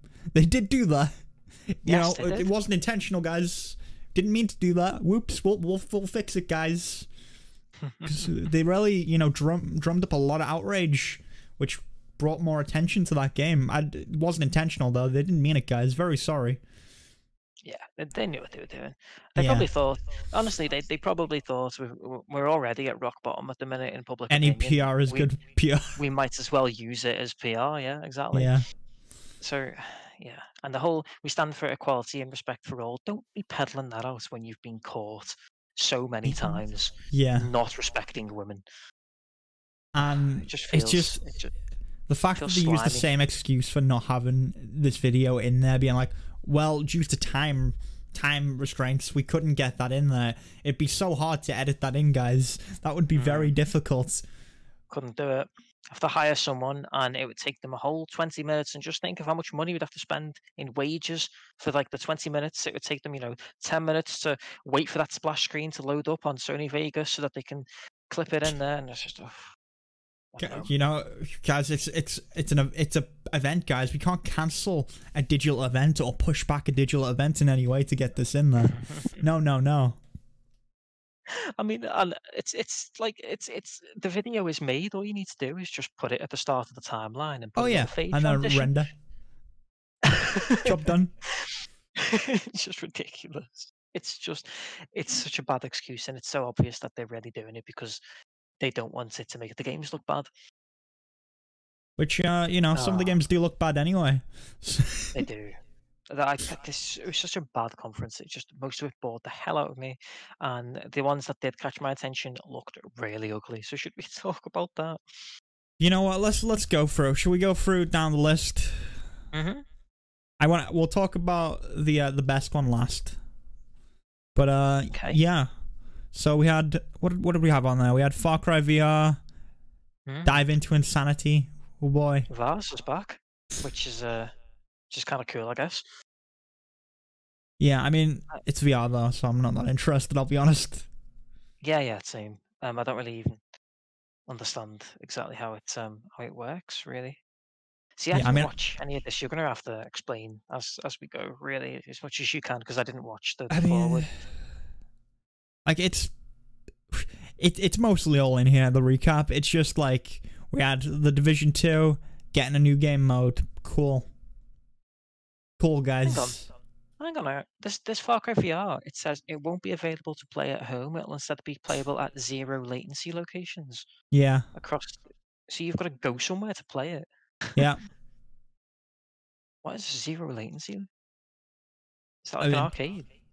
Oh, yeah, it's like a VR. Okay. Yeah. Okay. So I mean, that's kind of cool, I guess. Yeah, I don't really have any interest. It's more that if that brings back arcades in a new way to support VR, so that you can have a better VR experience, then you'd be able to have it at your home. I actually think that's really cool. As VR gets better, that will get more interesting. Yeah, VR's not at that point yet where I'm like invested. Like the VR thing that I'm most interested in is Half-Life Alyx, but I'm still not going to pick up anything for it. That is literally the only one that doesn't feel like a gimmick so far, in my mind. Yeah. Like there's an actual game there, it's not just a gimmick. Yeah, so I mean I'd love to see VR progress, I'd love to see some really cool stuff come out of it. But VAS doesn't interest me enough to go out to a 0 latency location and sit down for my full VR experience with VAS, where you can, tell me the definition of insanity over and over.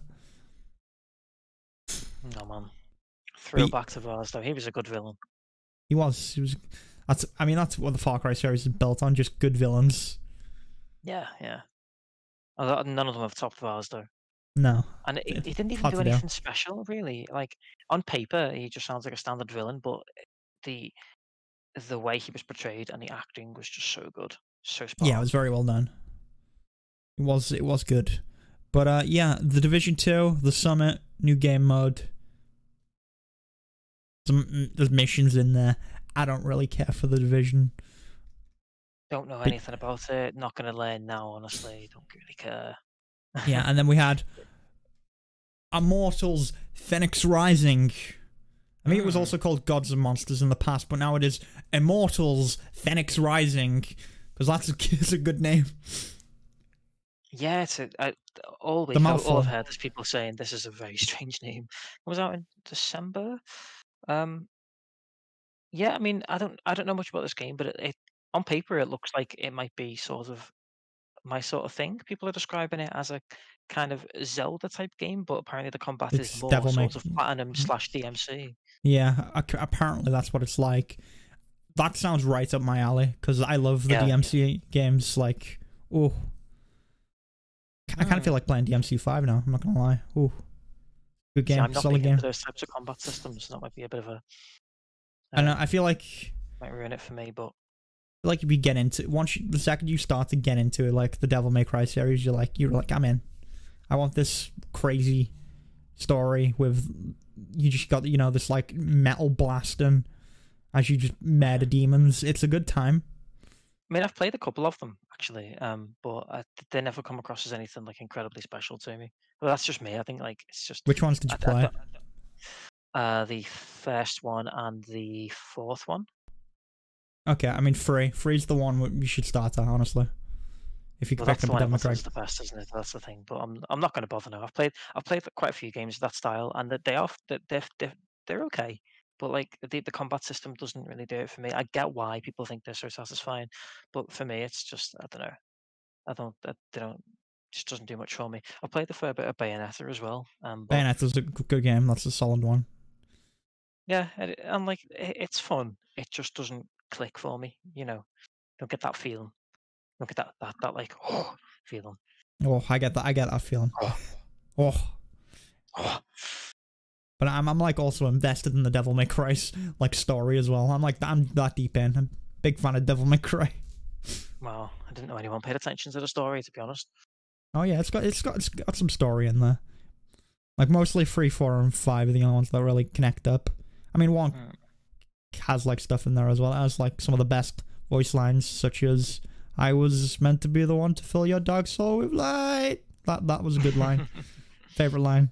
Everyone knows that one. Classic. That's a bit of a meme, yeah. But yeah, that's not what we were talking about. No, it's not. Not at all. Immortals Phoenix Rising. Yeah. You interested in it at all? It does seem more up your alley, actually. It does very much seem like my kind of thing.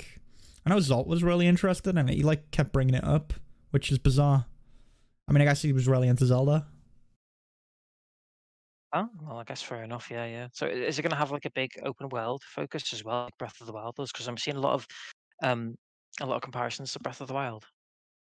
I think it's. I don't exactly know where it's going. It looks like it's gonna have some openness to it. I don't know how open it's gonna be, but it says it. I don't know. I don't know where it's gonna go. I'm interested. I'll keep an eye on this one. Oh, have we cut out again? Okay, I lost you a little bit then, but I think we're okay now. Yeah.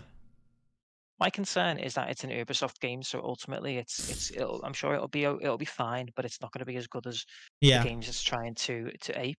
It's not going to It's not going to be close as good as Breath of the Wild, or and a lot of people are comparing it to Odyssey as well. But I think let's be real, that's mostly just because of the aesthetic, I imagine. Yeah, but, it's we'll see. It could just be another Ubisoft game. Yeah. I'm so disillusioned to all the open world games now. I mean, again, I'm trying to think of the last Ubisoft game was that I played. Watch Dogs, maybe. The first one. Very briefly. Wow. And then before that was Assassin's Creed 3. Wow. You probably would get something out of them then, because they've changed a lot since then. And because it's not that they're bad games, they're not. They're brilliant games. It's just that just all it's the same. always the same game. Yeah. I mean, I don't know. Like, maybe I could just play Ghost of Tsushima because apparently that's just better. That's just better Assassin's Creed. Yeah, you might as well play that. It's got all the same. It's the exact same type of world, all the same benefits, all the same drawbacks. But apparently it is a bit better than a Ubisoft game. So you might as well. Yeah, and I'm not giving money to Ubisoft, which makes it 10 times better. Good call. But yeah, there's one other game on the list here, which we'll save for last because that's going to be one that's fun to talk about. Oh yes, yes. We then have Hyperscape getting a new game mode. Don't care. It's a battle royale. Snooze fest. Don't care. Then Sam Fisher's in Rainbow Six Siege. Cool. Great. Cool. Okay. Yeah, I mean, Siege. I've played Siege. Is actually, it's a fun game. It is a solid game, but just not interested. Sure, so someone's like, yeah, Sam Fisher in my Siege. But you know, I think that's good for them. Yeah, you know what? I wish I could enjoy the game, like you do. To that one person out there that's like, yeah. But let's start. This one's pretty big. We got the Scott Pilgrim vs. the World Complete Edition getting revealed. This is really cool. Yeah. So this is like something that I'd seen for a while on Twitter that the creator was advocating for. They were like trying to get this out there, and finally it's happening. So there you go. You can play Scott Pilgrim vs. the World again and have a good time. So in case you don't know, this game was on the Xbox 360 arcade back in the day, and it got delisted after just a couple of years because they only had I think it was the music licensing. Yeah, the licensing expired. They only had that they didn't have it for very long at all. So as soon as that expired, the game got delisted, and apparently it's an absolutely fantastic beat 'em up. And it's been a long time since we've had a chance to play it, so it's really cool. It's coming back for this is its 10-year anniversary apparently. It's coming back for that, but it's just really cool because the game's a bit of a cult classic. Yeah. So I'm glad that it's getting to see the light of day again. Scott Pilgrim's good stuff as well, you know. They had I'm pretty sure he was playing Link to the Past in that game, in that movie at one point. I don't think so. There's loads of Zelda references in it. There, loads. I'm pretty sure music from A Link to the Past plays on a Game Boy at one point. I'm sure that happens. Yeah, and there's like the dream sequence. When he like first has a dream, and he first sees like Ramona in his dream. It's do you remember the character's name? I forgot her name. I really like Scott Pilgrim, but like during that dream sequence, it's playing the fairy fountain music from Zelda. Yeah. That's why I like that film. Just threw in the Zelda stuff, and it was a solid film all around. Yeah, I was sold as soon as Zelda came in. But no, it's brilliant anyway. The comics are great. Scott Pilgrim in general is brilliant. Yeah, more Scott Pilgrim's always a good thing, you know. Oh, it is Ubisoft, so. Boo. I mentioned that that's also Ubisoft. Actually, you're ragging on Ubisoft, but the next game here is something you're actually quite excited for. I mean, I think it's the only interesting one so far because they've done something a little different. It's Watch Dogs Legion. It's out next month, and they just showed off some more stuff for it. But it does look interesting. Out of all the Ubisoft games, this is the one where I'm like, I'd maybe want to try that. See what it's like being an old lady and just punching people, whacking people with my purse. That's the thing, isn't it? It's going to have a cool sandbox. I think Watch Dogs has always had an interesting sandbox. That's different from your standard open world sandbox, and they are just expanding on that. So you can't go wrong, really. Yeah, it looks like they might do something cool with that. So I feel like it's going down the more wacky route of like kind of like how Saints Row was just like, you know what, we're just gonna go off the rails, and it's kind of getting there. It's not completely off the rails. They're making Stormzy a playable character, so it's getting there. It's really getting there. Yeah. It's not it's not, they're in space now. It's not there yet. No, they're not in the Matrix. We're at like a Saints Row 2 or 3 level here. Yeah, I'd say like maybe Saints Row 2. 2.5. We'll go with 2.5, but yeah, they're not in the Matrix just yet. I'm sure that'll come. I mean, that would work very well on a Watch Dogs set, I imagine. But I know. Do you want to go for the last one? Yeah, sorry. I didn't really look at this one until just now, and it's just hit me. That it's an MMO. Yeah, this Riders Republic. It's an extreme sports MMO. What the Yeah. hell? This actually sounds really cool to me. I'm You can sure go we had mountain something biking like and this skiing and stuff. And in the past. I'm trying to remember what the game was called, but there was something very similar to this. Club Penguin. Yeah, that was the one. That was the one I remember now. No, I can't remember what it was called, but there was something very similar to this. I'm sure it was like a one-word name as well, like Steep, or it was something. Oh, I mean, Steep is a game. That's not an MMO though.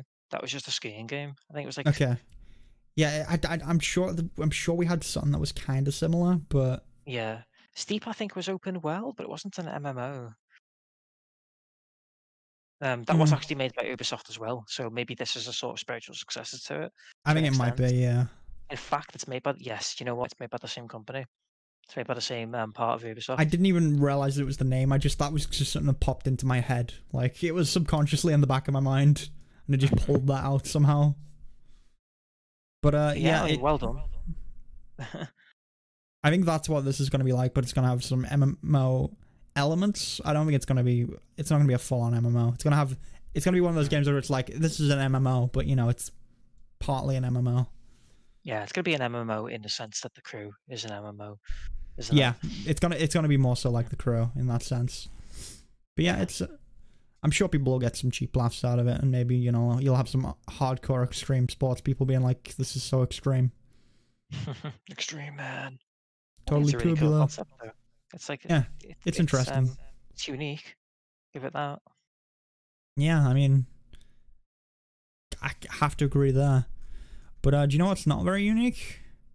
A Prince remake. of, Prince of Persia: Sands of Time, a remake of Prince of Persia: Sands of Time remake, which Remake. yeah, anyone that's watched the stream is familiar with this game because I played it not that long ago. I say not that long ago. It was before Tef was around, I think. Or it might have been when Tef was around. I don't know. I think it was just shortly before. It was this year though, so it wasn't that long Yeah. ago. Yeah, I mean, I think it's safe to say that this game's pretty close to both of our hearts. Like we're both quite fond of this game. Yeah, this is definitely one of those very nostalgic games for me that I loved playing back in the day and loved replaying it as well. Replaying it, it was a good time. This is what Assassin's Creed was like based on as well, weirdly. Yeah, it is definitely. Mm. You see a lot of Assassin's Creed's DNA in Prince of Persia, especially the first one more so than the weird gritty later ones. Can't wall run like that and travel back in time, you know. Oh man, the wall run's so cool. But yeah. I mean, we're not talking about the original though, are we? We're talking about this remake, which looks absolutely hideous. It does look dreadful. I don't know. Like it's the character models mostly that stand out. Yeah, it's just like models, I think. Just like what? Why? What have you done? I think the environments that they look pretty good. For the most part, they look fine. Actually, quite beautiful in some places. But yeah, it is the characters. I think it's the design of the characters is a bit strange anyway. Like in still images, they look their faces don't quite look right to me. But in motion, it's so much worse because I can only assume that they're using the original PlayStation 2 animations and they've just attached these new models to them. And anyone who's played any remake where they just skin an old game, like the Halo Anniversary remakes, for example, anyone who's played anything like that will know that it never works. It doesn't look right. It just creates this uncanny valley effect, and that's exactly what's going on here. And it's a shame because I think I can see that like a lot of love has been poured into it. You can tell, but the characters are really distracting, and that needs to be fixed. They should use the Sands of Time, go back and just never make it. I mean maybe that's how this game ends. Just looks like just like the actual game. The whole game never happens. I am sort of glad that it's getting to see the light of day again. Attention, it's a good game. It's a really classic. good game. And it's yeah, like it would have been easy for it to just disappear because there's so many Prince of Persia games, so many now. So many bad ones. And yeah, that's the thing, isn't it, about Prince of Persia? There's very few good ones, considering how long the series has been going for. Yeah, You've it's like the basically just original got. trilogy that was like good, and after that, it kind of Mm. I mean, yeah, you've got like the original Prince of Persia, like the retro Prince of Persia game, and then you've got like Sands of Time, and then yeah, like and that's about it for the really good ones. Like the second the sequels to Sands of Time, the weird gritty sequels are okay. They're not yeah. bad games, certainly, but they're not classics like Sands of Time or the original is. I feel like what was the second one called? It was called like Twin. It wasn't Twin. It was There something. was Warriors Within, Two and there was Warriors Within was one of them, and the other one was like I don't know why I'm thinking Twin Towers. That's not it. no, Two Thrones. Two Thrones. Let's say. Hmm. I Yeah. could never So get into those two as much as the first game. They focused too much on combat for me, I think. that's where like God of War. It was like it felt a lot more like God of War in that sense when you got to like the. I'm pretty sure you had chains at one point in one of those games. Yeah, that was one. That was his like signature weapon in one of them. Was Yeah, I think it was two Thrones. It was Two Thrones. He's got the chain. He's holding it in the. I think they're box bound art. to him or something, and then you've like got a spirit or something that talks to you, kind of like how in the first game you have the princess that talks to you every now and then, and you have that like banter back and forth, and you've got that with whatever the shadow spirit on the chains is. Yeah, I mean, it did move over to more like a hack and slash, didn't it? With from that point onwards, whereas the original was more of a platformer. And Yeah, I'm not really into hack and slashes. I mean, like we were just saying before about like platinum style games or DMC style games, I'm not that interested. They don't do much for me. So I kind of fell off there. But the first game is really really good. Like it has good combat, but it has that focus on. It's just one of those games where you'll have like a gauntlet of loads of enemies, and then you'll have a quieter section where you just do some platforming for a bit. yeah. And it had a I really think the late games did have like two and three also had. I think they had an okay balance. I'm trying to remember. I feel like I want to go back and play those games maybe because I'm interested to like see the balance. I mean, they did have those sections, but I think it just leaned a little bit more towards hack and slash. In the same way, it's much like the Jack and Dexter series that we've been playing on stream. The platforming's still there in the second or third game, but there's way more combat than there ever was in the original, and I think it's just like that. And because I wasn't that keen on the combat system, I kind of fell off them. But I know a lot of people do still like the second and third ones. They're not quite Yeah, into the classics in the same way Sands of Time is, though. I mean, Sands of Time had such a unique atmosphere as well. Like there's nothing quite like it. It had that thing which I feel like games don't do anymore as well, where the main character kind of monologues to you as yeah, as you play. Which like there's a big thing in Legacy of Kain games as well. It's just something that you don't get at all anymore. But I really yeah. like that. It creates such a There's a unique tone. the whole premise is the game is him telling the princess what happened when Yeah, that's right. because he goes back because at the very end of the game, well, I say the very end, like towards the end, they have there's the whole scene in there where he's like holding her, she's about to fall. Spoiler, she falls, and then he goes all the way back in time to the start of the game, which is where you see him on a balcony. But then it cuts to, like when he's on the balcony, it cuts to the beginning of the game where he's doing the tutorial there. But it cuts back to that balcony, and then you go and you talk to the princess there, and you have like the final boss fight in there. But yeah, that's the whole premise of the game. So we like monologues, and then again, I think they do a really good thing with the banter back and forth between him and the princess throughout. Yeah, and then you have him slowly lose his clothes over time as he as he becomes stronger. I forgot about that, but yes, that's the thing that happens. Yeah, it's like he slowly starts, like he'll lose his sleeves, and it just keeps going, and then all of a sudden, his shirt's gone. It was a good time. Very good time, especially if you were into the prince back then. Yeah, like a cheap Persian prince. yeah. But yeah, it also has a section that kind of, like, now that I think back on it, it's kind of got a section that kind of reminds of Eco in a way. There's a point where you lose the dagger of time towards the end at one point, which I've just remembered. So you kind of lose all your safety and everything, and then you got to like climb and do these big climbing sections why you can't go back in time. So if you mess up, you're dead. I remember that being like, you get to that point, you're like, oh, I have to use everything I've learned throughout this game to not fall. Now, I can't rely on the dagger. I love it when games do that, when they take away your safety net. It's, Yeah. it's just a simple thing, but it does make for really tense moments. Yeah, that's Yeah. cool. You can definitely see little bits of eco in that game. Definitely influenced it to an extent. Like the way when you're platforming, the camera angle always fixes itself on a sort of cinematic view of the whole room, so that you can see all the platforms, which eco does as well. And I think that's a nice touch. Games don't do that anymore, but I think that's it's a nice touch for 3D platforming. Yeah, it's God, I want to go play Prince of Persia again. Not the remake though.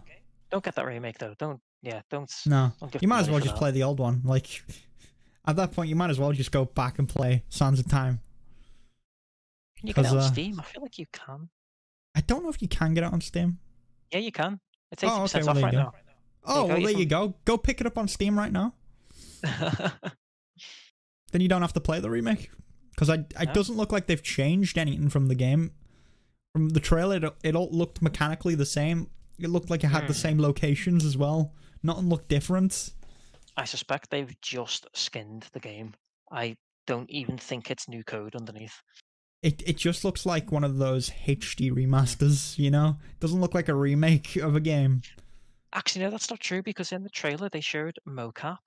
But so the animations must be new, but they look so stilted and awkward. I don't know. They like it maybe just for the cutscenes. They did it, but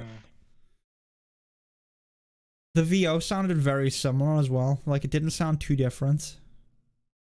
It is new though, the voice acting. Yeah. It's just that they got all the same cast back in to re-record the lines. Yeah, it just sounds like they've updated it. Yeah, which I think maybe the dialogue, I don't know, maybe it'll be a bit better. I don't know. I don't know if they'll change dialogue. They probably won't. No, I think they probably just wanted more high quality takes, because I imagine the original the old voice one acting probably sounds quite compressed now. It does. I can tell you it does. Yeah, there you go then. But yeah, that's Prince of Persia. It's a good game. Don't play the remake. No points. Go back.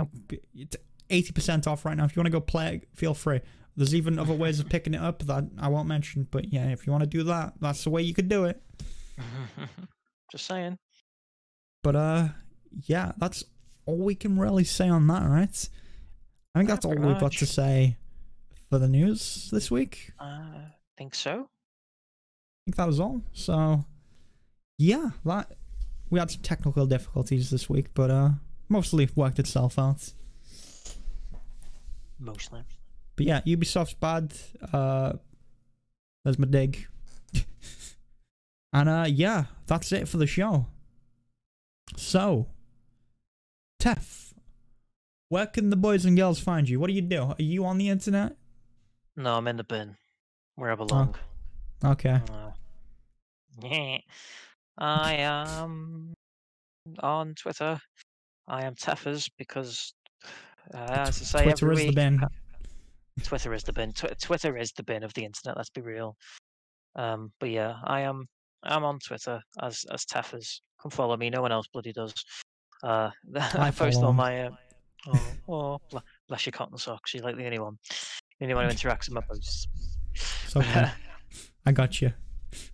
I also write Medium articles, but I still don't know how to link to that. It's not worth it anyway. Like, I always pin my latest article on Twitter, so you can go find it there.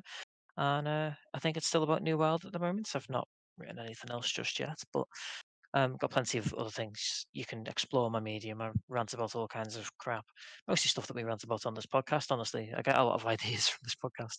But maybe Prince of Persia next. Who knows? Make for a good article. Very low in the camera. I've only just noticed now, right at the end. I feel like you moved yourself up then. I don't know if you were adjusting midway through, but yeah. So I guess I'll do where the people can find me. Well, if you don't know me already, which if you hear, you probably do, I'm Zanrise on Twitch. There's all the socials. We got Zanrise on YouTube, Zan Games on Twitter, and the real Zanrise on Instagram. And again, if you want to listen to the audio-only version of the podcast, you can find us over on Spotify or iTunes, and feel free to listen to us on the go. Whoa. Tef is wearing... Are you wearing on your head? Was that a fruit? It looked like a fruit tube for a moment. Well, it's it's actually Lucozade. a half, it's Lucozade. Okay. I can only see the bottom of it. Lucozade, if you want to sponsor me, please do. Because I'll accept free Lucozade rather than payments. I'd take a Lucozade sponsorship. If they wanna send an email over to zanrise@gmail.com, hit me up, or just DM me on Twitter, one of the two. We can talk. We'll talk business. Yeah, man. Lucozade, if you're listening, here's all his socials. Again. Yeah. Yeah, there they are again. We promise, we won't slander you like we do Ubisoft. If you sponsor us, or wink. Wink, wink. This is just basically extortion now. Oh, yeah, we are just blackmailing them at this point, but that's okay. That's what we're all about on this show. That's just blackmail, but that's okay. All right, I think that's where we end the show. That's a good note to end it on. The moral of the podcast. But yeah, which is that we have none. Yep. Thanks for watching, everyone. We'll be back next week. Episode 19 of the podcast. We're coming up on 20. Make sure to be there for the special 20th anniversary of the podcast, which is going to be like every other episode of the podcast, except we'll all be sick. It'll be a good time. Sounds good to me. Let's do it. All right. So thanks for watching, everyone, and we'll see you next week. Bonsoir.